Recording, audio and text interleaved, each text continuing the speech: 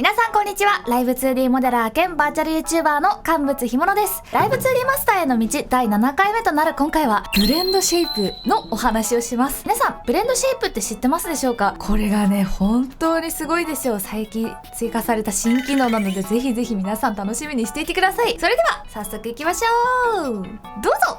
ブレンドシェイプっていうのがこのねキビズムエディター 4.2 から追加された結構最近追加された新機能でございます。こんな感じでね、今実際に使わせていただいてるんですけど。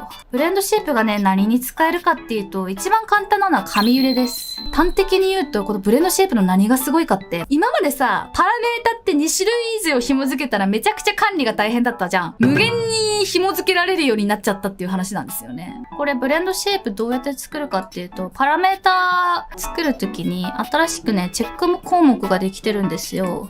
これのさ、ほら、ブレンドシェイプっていうチェックボックスがあるじゃないですか。ここにチェックを入れると、ブレンドシェイプ用のパラメータになります。こんな感じで。ブレンドシェイプのね、パラメータになるとなんかこう、四角い謎のボタンが出てくるようになるので、これですごいわかりやすいですね。まずは、普通に紙入れをつけてみましょうか。まあ、こんな感じで紙入れを。私ごめんなさい、変形ブラシ大好きなんで、ちょっとこれでつけますね。まあ、こんな感じで、いつも通り、に揺れをつけるとこんな感じですよね。この辺の紙揺れのね、話は動画でしてるんでちょっと割愛しますけど、まあこうやって毛先からこうやってつけていきますね。2種類以上パラメータをつけたら、四隅のフォームを自動生成を押して、動きをブレンドしますね。で、この毛先のこの2種類まではこうやってアートメッシュだけでつけられるわけじゃん。でも私動画でね、以前言ったんだけど、3種類以上つけようとすると動きおかしくなっちゃうんだよね。こうやってやるじゃないですか。動きがね、こうするとね、破綻しちゃうんですよ。ほら。ほら、動きが変になっちゃう。ここで、じゃあ、横紙3と横紙2のね、ブレンドをしたとしても、これでいいとしても、ここが動くとほら変なになっちゃう。2種類だけの時はね、すごい綺麗に動かせるんだけど、これが3種類4種類ってね、増えた段階でもう動きが変になっちゃうんですよ。これを綺麗に動かすには、まあ、3×3×3 だから、サザンが9、9、3、27。27通りのね、管理をしなきゃいけない。これが4種類になったら、3×3×3×3、81通りを管理しないといけない。みたいな感じで、加速度的に、増えていくから管理しなきゃいけない点がね、めちゃくちゃ大変なんですよ。こうやってね、そういうのが知らずに、こうやって3種類以上ね、パラメータつけてる方多分結構いらっしゃると思うんですけど、大体破綻してると思います、こんな感じで。って大体なってると思います、こんな感じ。みたいな破綻がですね、になるんですよ、なんと、ブレンドシェイプだと。じゃあ、ブレンドシェイプの方に全く同じようにつけてみました。ほら、ブレンドシェイプだとこの丸が四角になるんですよ。この81とかね、100とかそういうパラメータの掛け合わせで悲鳴を上げた人は今までいたと思うんですけど、もうそれらがね、ほとんど全て解決されると言っても過言ではありません。はい、まず、1段目を作りました。じゃあ次2段目を作りましょうか。適当に作ってるから。はい、2段目を作りました。じゃあこの2段目がオンになってる時に試しにこの1段目動かしてみるよ。見て。パラメータの掛け合わせしてないのに綺麗に動いてるのわかる？ほら。ほら。じゃあ3段目作るよ。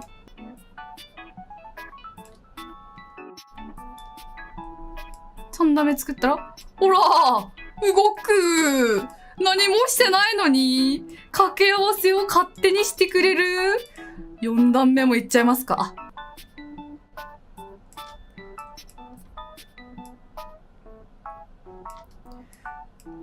動いちゃうんですね。やばくないこれ。やばくないこれ。つまりどういうことかっていうと、このブレンドシェイプは、この変形をね、乗算でどんどん足していくの。この四角いこのね、ここがオンになってる時につけた変形っていうのは、他の四角がオンになってる時に、もうそのまんま動きがね、加算されていくんですよ。どんどん。だから、掛け合わせとかしなくても、アートメッシュ1個だけで、勝手に、紙入れができちゃうと。今さ、4種類、普通にさ、このパラメータでさ、4種類以上つけようと思うとさ、一つのオブジェクトに最大3個のパラメータが対応付けられています。対応付ける推奨パラメータ数は最大3個までです。より多くのパラメータに連動させる場合は、親のデフォーマにパラメータを対応付けることで、計算量、編集、作業量を軽減でき、ミスの発生を防ぐことができますっていう警告が出ると思うんだよ。何回もね、出たことある人いると思うんだけど。警告出ません、これいくらつけても。警告いらないからです。複雑なな編集とかが一切必要ない。さらにですね、このね、パラメータもちろん物理演算で動かせるんですよ。こうやって横を向くじゃないですか。横を向いた時に、この角度 X 用のじゃあブレンドシェイプを作っておいて、これを、こんな感じね。横を向いた時に、なるようにするって、これ反対側向いてる時も、に合わせてこんな感じで動きを補正する。でして、そんで、角度 X の、さっきの、これ、応用ですよね。出力に、この角度 X を入力に入れて、その出力に、この角度 X のブレンドシェイプをね、入れることで、全く同じ動きをするわけじゃないですか。こんな感じで。そうすることで、ほら、髪の毛が勝手についてきてくれる。本当にさ、掛け合わせとかさ、斜め向きのやつとか一切やってないよ。なのにこんなに綺麗に髪の毛を動かすことができる。アートメッシュをね、ただポチポチポチポチってね、ボタンを押してやるだけで、こんなに綺麗に横髪が動くような。すごくないこれ。これが私が革命だって言ってる理由なんですよ。この後ろ髪もね、全部それで作ってあります。後ろ髪も、こういう感じで揺れつけて、そんで、このね、もともとね、この、いろいろと角度がついてるやつをね、ブレンドシェイプに変えることはできないので、なので、横向いてる時用のブレンドシェイプっていうのを新しく作って、追従させるつもりでこんな感じで、動きをね、作ってやって、後で物理演算でドッキングさせてやることによって、細かい調整必要なしに、横髪がね、簡単に作れるようになります。あとですね、皆さん、お口作るの大変じゃないですか？お口。お口にもね、使えるんですよ、ブレンドシェイプ。絶対に今までお口って、パラメータ4種類紐付けしないと作れなかったじゃないですか、綺麗な動き。作れるようになるんですよ。ついにお口のね、作り方に革命が起きました。ゆかなさんのお口ね、すごい可愛く作れたんだ。可愛いねー。可愛いねー。で、ちゃんとお口を、って開けた時も、ってね、これちゃんと奥歯とかもしっかり見えますね。いいの口もちゃんと、いいって笑ってますね。おの口の時も、ちゃんと、角度がしっかりついてますね、みたいなね。その代償がこれです。まあ、大変でした。はい。これをね、軽減できる方法を開発したっていう話なんですよ。口の作り方もさ、人によって千差万別なんだけど、私はね、もうめっちゃシンプル。めっちゃシンプルに、まあこれで口をこうやってパクパクって開けて、口の変形がね、値が大きい時はいっぱいこの横もいっぱい開いて、さらに口角も上げている。変形の値がね、小さい時は口角も下げて、さらに横幅も少なくしてる。で、さらに変形の値が1の時に、この間にね、いの口を仕込んでます。完全に閉じてる時に、変形が1の時は笑ってる口、普通の口、への字口。みたいな感じで作ってます。あ、い、う、え、お。これがすごいね。ちょっと調整必要なんだけど、VTuber スタジオで。めっちゃシンプルかつ、超簡単にあいうえおが作れるんで結構おすすめなんですけど。まあ、これで作ってですね、ほら、ここにブレンドシェイプの値がいくつかありますね。この3つブレンドシェイプをさらに作りました。見てみましょうか。ほら、口の XY には2種類しか紐づいてない。1種類、2種類。これも2種類です。2種類、2種類、2種類。これもね、これ4種類ついてるように見えるけど、ここはあくまでも掛け合わせだから実質2種類です。2種類、2種類、1種類、2種類。3種類以上ついてるのが1つもないです。で、まずですね、大切なのが、上唇を、上唇用のデフォーマーに入れてます、1個。この、お口のね、横幅はデフォーマーで管理しちゃいます。下唇を。これがまずね、とっても大切なので、これが初期の状態なんですけど、最初に上唇と下唇用のデフォーマーを作っておいて、口の横幅はデフォーマーで管理しちゃいます、こうやって。その後に、口の開閉を、こんな感じでね、作っていきます。多分ね、こっちの方がね、おの口とか作るときも楽だと思うよ。こうやってね、デフォーマーで管理すると、あいうえおの口作るのすげえ楽だと思います。そう、横はデフォーマー。楽っしよ、ほら。めっちゃこの縮めたり増やしたりみたいな動きになりますので。ね、早いっしょ。何分くらいかわからんけど。はい、これでできた。ほら。お、できちゃった。早いね、早いね。デフォーマーの中でね、作ることですんごい楽になります。下唇も同じように作ってください。XY 用のね、デフォーマー作って、それでもう、この顔に合わせて変形しちゃうんですけど、このね、一番口角も、横幅もめっちゃこの上げてる、この時の口を基準に、この角度 X と角度 Y を作ってください。たださ、まあ、この状態だとさ、ちょっと動きがおかしいのわかりますかね？上向いた時になんかすごいこう、鼻の下伸びてない？このまま作ると。ほら。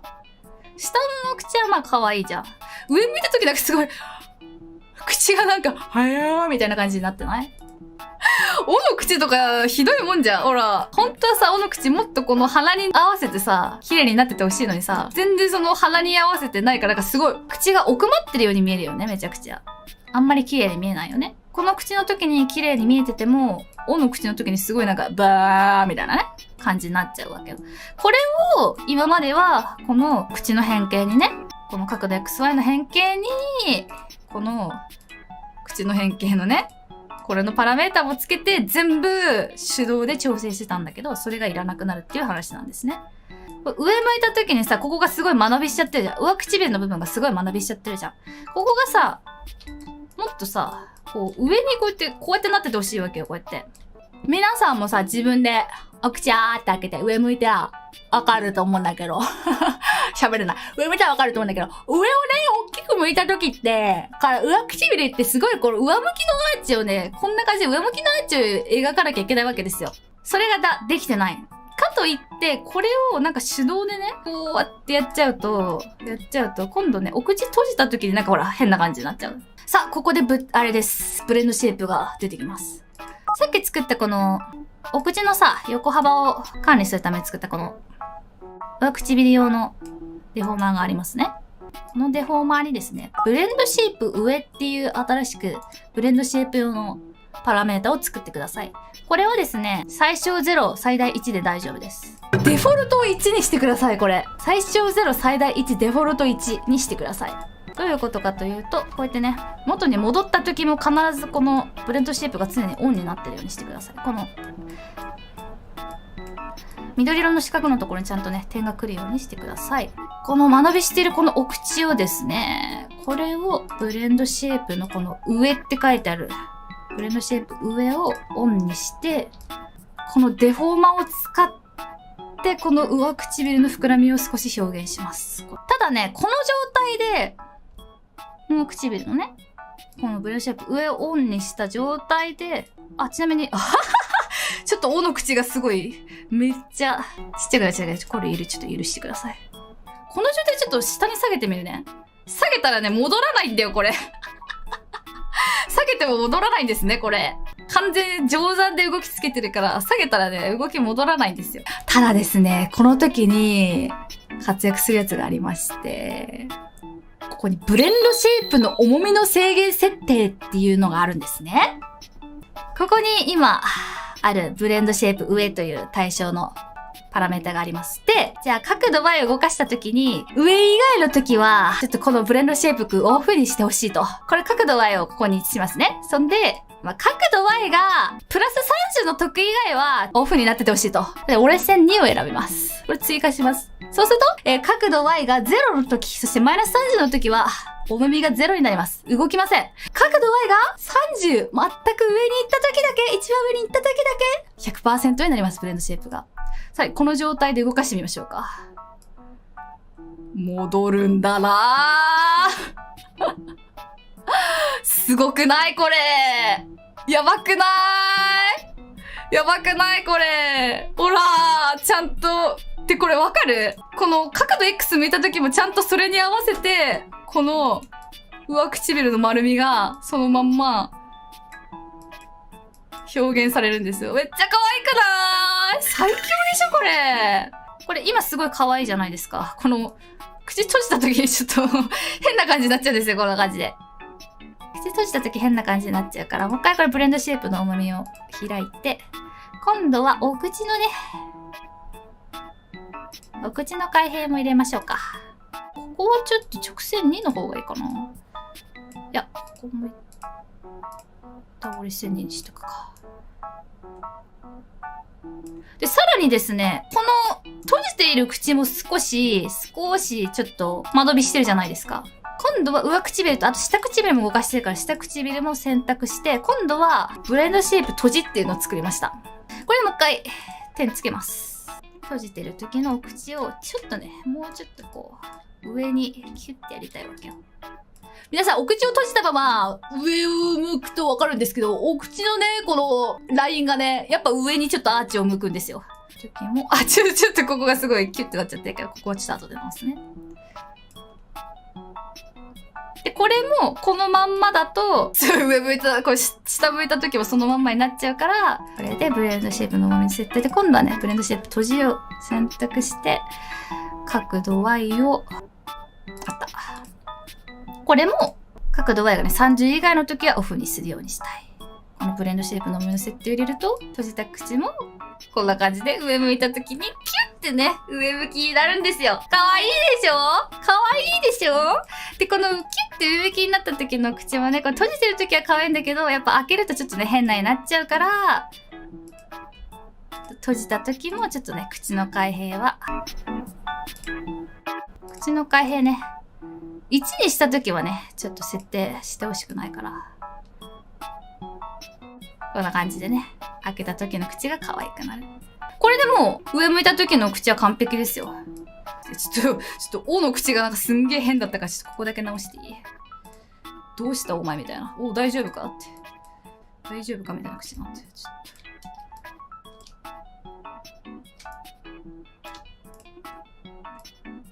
と。こんなもんですかね。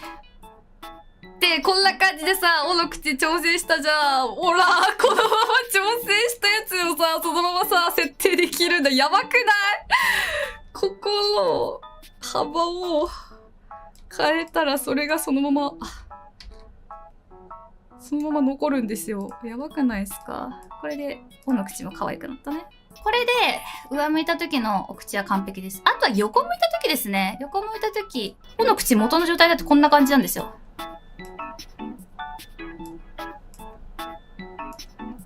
やっぱちょっとこう、お口鼻から離れてなんかちょっとこう間延びした印象になりますよね。今度はまたね、この上唇と下唇のね、デフォーマーよりさらにね、もう一個大きいやつ作って、こいつを今度ね、ブレンドシェイプ横っていうパラメーターに新しくつけます。で、まあほら、ちょっとずれてるじゃないですか。これで、こんな感じでお口がね、ちゃんと合うように設定して、ただこの状態で戻すと、お口がね、こんな状態になっちゃうから、はい、ブレンドシェイプの重みの設定で、今度は角度 X を入れましょうね。角度 X を追加して、角度 X がね、プラス30の時だけね、この口が動くように設定してあげます。そうするとほら、こんな感じで、横向いた時だけちゃんとお口がね、補正されて可愛くなります。反対側もやりましょうか。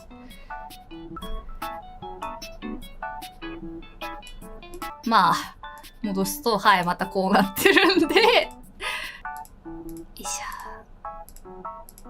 今度は反対のレッスンね。こっちが、マイナス30の時だけね、動きが 100% になるようにして、すると、ほら、おの口がすごいちゃんと綺麗に動いてるでしょ？かわいいでしょ？かわいいでしょ？で、これがちゃんと、上向いた時にしっかりね、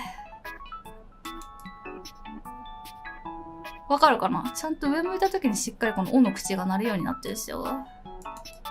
ちゃんとね、掛け合わせを自動でやってくれるんで、すごいね、動きが綺麗になる。ただこのおの口、この状態で、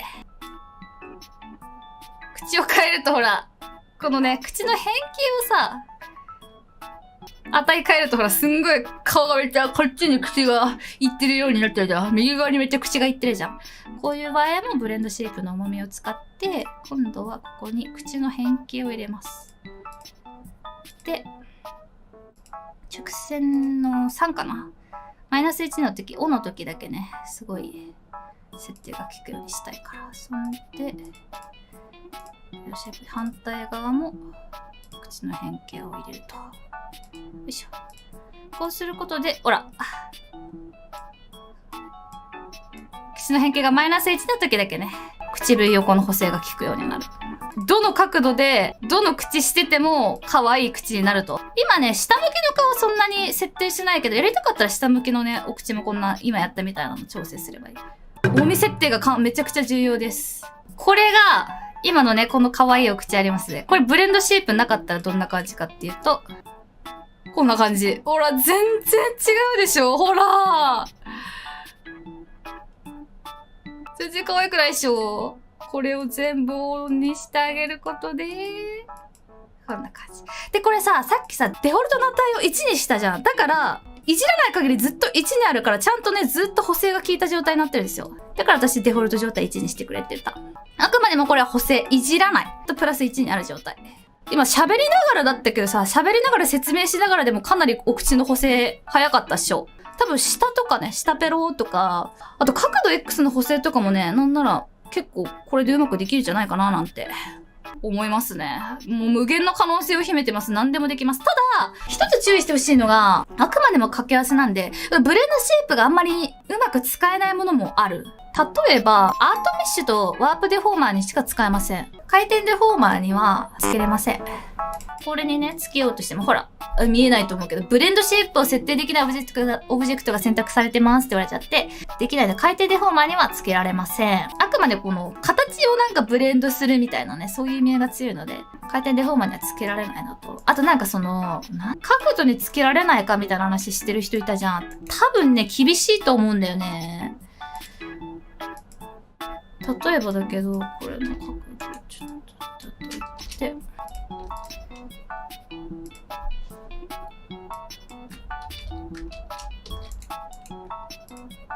じゃあこの角度 X も全部ブレンドシェイプでやれば完璧なのかって言われると、まあこんな感じで、じゃあつけたとするじゃん。ブレンドシェイプでさ、角度 X をこうやってつけたとするじゃん、こうやって。そんで、あと角度 Y の方に。もうこんな感じで、角度、X と角度 Y をつけたとして、多分ね、やっぱりね、やっぱここのね、間がひしゃげちゃうんだよね。単純な掛け合わせじゃないからね、こっち。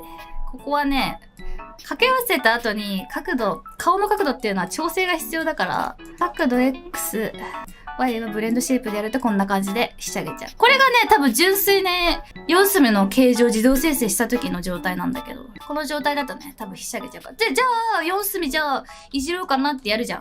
これでこうやって、じゃあこうやって、ちょっといじろうかなーって。これができないんですよ。これでいじったらどうなるかっていうと、これじゃあこんな感じで、もうちょっと綺麗になるように設定した。よかったと思って直すと、ほら、今度こっちがおかしくなる。ほら、おかしくなる。みたいな感じで、あくまでも2つのパラメータを純粋に掛け合わせしてるだけだから、普通のね、角度 XY みたいに、ここの時だけ動きを変えるみたいなことができないんですよ。なんで、顔みたいにね、複雑な変形をするところには向かないかなと思います。あくまでもね、さっき言ったみたいで、お口もさ、結構純粋にさ、上向いた時は、上唇がアーチ状になって、あと横向いた時の尾の口は、もっと横を向いてみたいな、すごい単純だったから、そういうこう、単純な掛け算というか掛け合わせだけで作れるものは全部ブレードシェイプで表現できるけど、そうじゃないものはちょっと厳しいかなっていう感じです。顔と体など、傾いた時のアクセサリーの傾きの指定とかはデフォーマーを親にすればブレンドシェイプでそれぞれ簡単で設定できますでしょうか。賢いね。まさにその通りなんですよ。私さっきめっちゃ一生懸命角度 Z の話したじゃん。これブレンドシェイプでできんじゃねえの？ちょっと待って。嫌な予感がする。嫌な予感っていいことなんだけど、さっき説明したことももういらないんじゃないの？回転デフォーマーはブレンドシェイプ使えないって言ったじゃないですか。使えないんですけど、これをですね、これの親にデフォーマーを作って、それを回転させると、普通に使えちゃったりするんですよね、こんな感じで。ちょっと待って、マジで嫌な予感がする。ちょっと作ってみようかな。本当に嫌な予感がする。作れんじゃないのこれ。さっき私が一生懸命説明したやつできんじゃないの？作るじゃん。おい。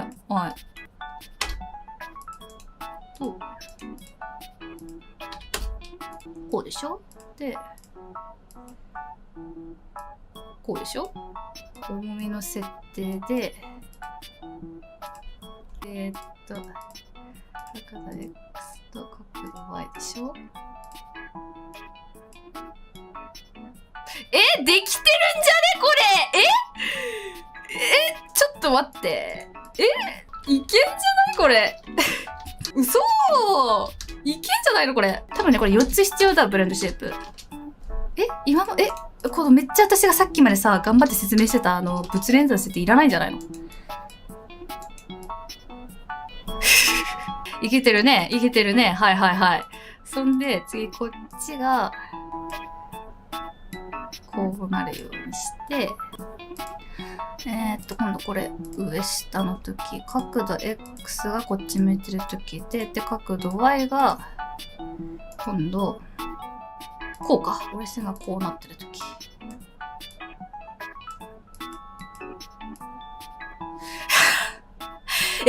できてるくねちょっと待って、嘘でしょ？できるわ、これ。マジでショックだわ。ブレン嘘で、できてるね。はい。はい。はい。はい。はい。しんど。ただ、ちょっとね、格付きはあるっぽいわ。どうしても格付きはあるっぽいわ。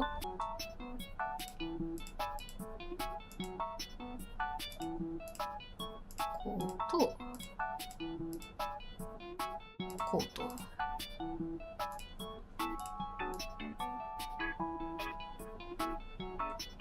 できてますね。ちょっと今首の動き変だけど。ただ、ちょっと格付きあるかな。このあたりでさ、動きがやっぱ、ちょっと固まっちゃうんだね。格付きでかいかもしれないけど、まあ。スムージェンとかグとかうまく使えばなんとかなるんじゃないですかね。トーンカーブはまだできない。多分ね、今後できるようになるんじゃないかな。トーンカーブは多分今後できるようになると思います。でさ、この後ろ髪とかもさ、これの時はこうちょっとこう下がるようにしてさで、ブレンドシェイプで角度 X 追加、角度 Y 追加で、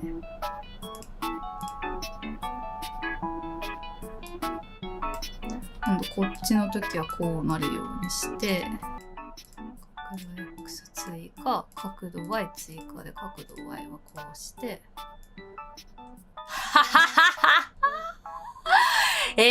髪の毛もいけるわ。嘘いけるわ。あはは。マジか。いやー、マジか。まあ、ありがたいですね。物連鎖で変なことしなくてもいけるようになるの。早かったな。なんか他の機能が出てくれば、こんなん必要なくなるなってずっと思ってたんだけど、割と早かったな。ありがたいですね。雑なことせんでもようなるはありがたい。ちょっとでも動き変に見えるな。一応ね、ここの物連鎖、グラフの編集っていうボタンを押すと、こんな感じで一応、5つまで打てる。1、2、3、4、5。5つまでは打てるんだけど、まあ、ブレンドシェイプすごいな。ブレンドシェイプすごかったわ。革命でしたね。本当に革命だったわ。